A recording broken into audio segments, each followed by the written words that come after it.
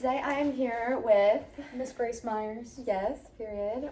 Tell me briefly about yourself. Who is Grace Myers? Okay, so I am almost 19. I'm from Spring Hill. I was born outside of DC originally, though, and my family is from Philly, so I've just got a really weird mix of accents. That's real. I don't know. I sing, I paint, I do all that shit. So, do you view yourself as more of a research writer or like a creative writer? A creative writer, for sure. What do you think that is? I have never been, like, a huge fan of, like, research. It's just not the way my brain works. I'm a very creative person as opposed to, like, science and, like, all, like, math and all that stuff. It's never been my thing. Same. So, I think that's why. Okay. And you already answered this question, but you haven't lived in Tennessee your whole life? No, I have not. So how long have you lived here? I've lived here for 5 years. I just moved to Murfreesboro. Okay, cool.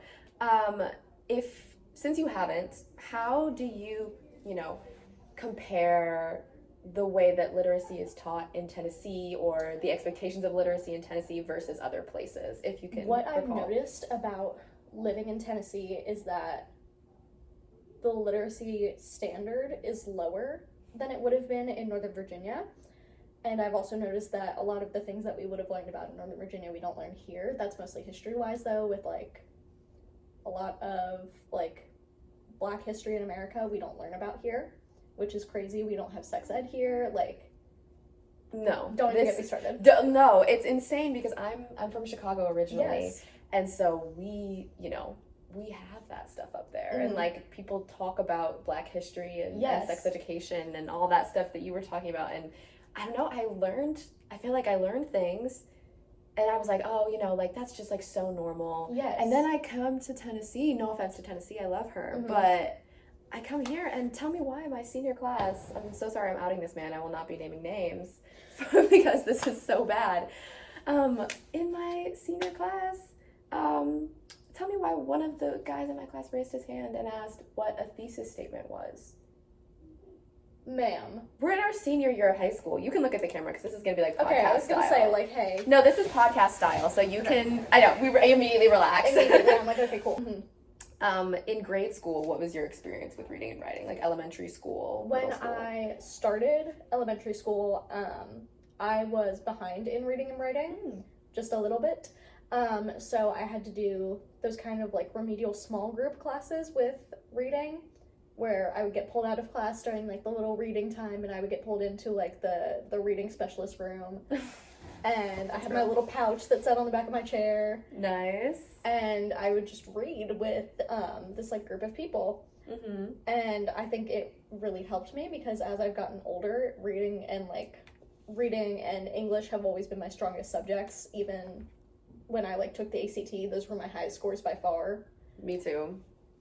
I think I scored in like the highest percentile for reading and writing, and then a much lower percentile for math. I had that's a lot. 23 in math, which I think is average, and in reading I had a 34, and in English I had a 32. So I was 2 points away from perfect on reading and 4 points away from perfect on English. Okay, period. Okay, so I know that you said that you were actually behind in reading and writing, and that doing that, just sitting there and reading with that group of people helped you a lot. Yes. So during that time, did you feel like, wow, I'm so behind, I'm so embarrassed to be having to do this? Or was it kind of just like, I'm glad that I'm being helped? I think at the time, because I was so young, I didn't realize exactly that I was behind. Okay. And I didn't know, oh, I'm being pulled aside because I don't have the correct reading score. Right.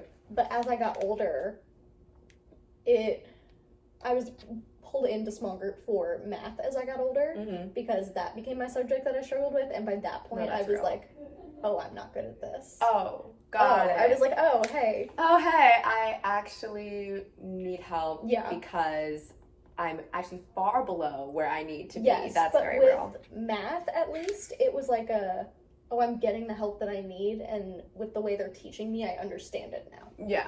Okay. Cool. So how did your experience with reading and writing change once you got to high school? Did it improve a lot? Was it still kind of like a struggle a little bit? When I got to high school, by then I had been good with reading and writing. I love her.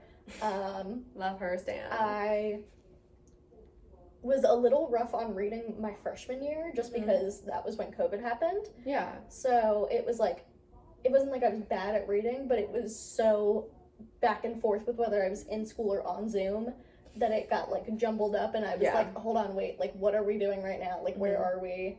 No, that's real. What's happening? I will never forget having to do group projects on Zoom. Yes. Oh Awful. my gosh. Awful. It was horrid. Is there any other creative outlet that you enjoy besides writing? I love to paint as a way of expressing myself instead of writing, just because as I've gotten older, I've realized that I hate writing essays. So any way that I can avoid writing an essay, I will. So I love to paint. I love music. I'm a music business major. Oh, period. But my best friend's Kanan is a music major. Oh, Shout out to shit. Kanan. I love you. Love my fellow music business majors. But music is also like a way that I express myself, where it's like I'm feeling something and I just hear it, like, which is so cringy. But no, I love that. I'm like a creative, weird brain, like in the same. It's not cringy or weird at all. We're like, well, I mean, if it is, we're both cringy and weird. Yeah. But to be cringe is to be free, honestly. To be cringe is to be free. No, I swear. So you're an artist. Yes. So there's this idea that there's no such thing as the perfect piece, because art is so what's the word I'm looking for? It's subjective. Yes, subjective. Thank you. Art is so subjective in, the way that people view it. One person can view it very differently than another. So do you hold that same opinion about writing? Is there no such thing as a perfect essay? I think there is always something to be improved in. Like, obviously there can be like perfect, like, grammatically, but when it comes to like what you're feeling in an essay or how you're expressing yourself, there's no right or wrong. Like, because it's how you're feeling. Like, there's no right way to feel about something. I love that. I love that. So out of all of them, out of all those vices, what is your favorite way to communicate yourself? Writing, painting, or music? I'm gonna have to go with music. Music? Okay. Because I've got one of those brains where I hear it, I learn music by ear. So it just like translates directly into my brain. I can hear it, I can see it, I can feel it. Like, no, I love that. I got to go to New York. I love her. I love her. I got to go to New York in March of this year, and I got to sing in Carnegie Hall, which was absolutely amazing. That's incredible. It was one of the best experiences of my life. Oh my gosh. And being in a room full of it was a bunch of different choirs from around the U.S., being in that room full of a bunch of different choirs from around the U.S., and our director was amazing, Dr. Jeffrey Redding, and just being able to be with all those other people who feel it the same way as you was like magic. I know it was magic. I know it was. So awesome. So obviously, that ties into what brought you here today, being a music business major, but still also enjoying literacy. Yes. I think overall, what is your opinion about literacy right now? After all the experiences you've had, all the different creative outlets you have, in like a summary, what is your opinion about literacy right now? Brief summary, I love to read. I hate to write. That's where I'm at right now. I've had a teacher previously accuse me of plagiarism and using an AI essay when it was in fact not AI. And I sat there and sobbed. How would you even disprove that, though? I was like, I don't know what to do. Like, there's no way to disprove it. That's my biggest fear, low-key. My assistant principal, God bless Kurt Jones, was like, there's no, like, actual proof that she did plagiarize this besides the fact that you put it into like turn it in and it was coming up as AI generated. But I did that with Grammarly. But I was on Grammarly not too long ago, and I was using like it to check my artist statement that I had for our last project. Yeah. And it came up as 70% AI generated. I was like, okay, so you're saying that I'm just that good at English. I know, that's what you're just that good at you're writing. Saying that I'm skinny. No, exactly. No, because oh my gosh, I love. Like, okay, eat dirt. No, real. Well, thank you so much for coming on my podcast. I'm so glad that I got to interview you. We have so many things in common, and I love that. I love a fellow artsy fartsy person who doesn't like math. Yes, vlog. Bye.